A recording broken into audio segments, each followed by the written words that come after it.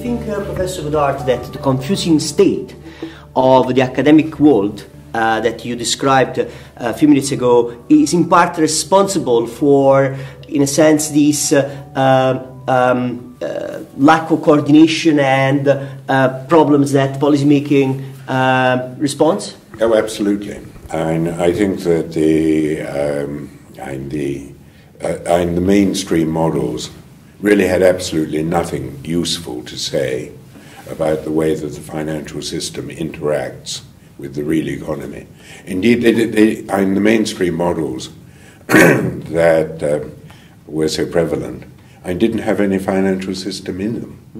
And the financial system has not been incorporated properly into the understanding and appreciation of the way that the real economy works. And that's one of the areas where I hope that the work done by FESSUD will sort of lead to a considerable improvement in our overall understanding.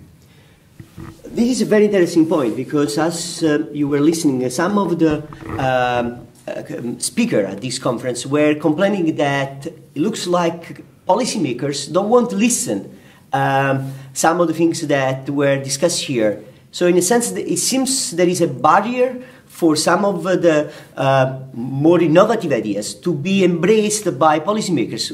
Do you think that's a real, it's a claim that is justified? And if it is, why and what can be done to change that?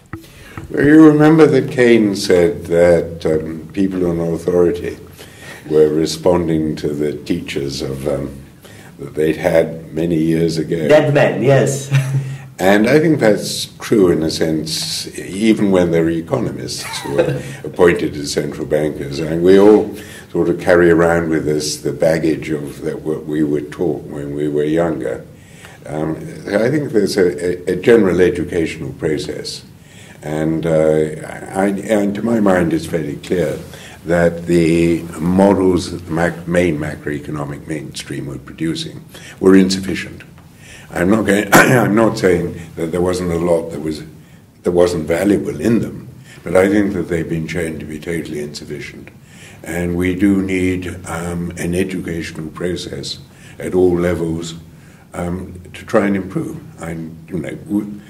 There is an awful long way to go, and it's economics is not a very successful social science.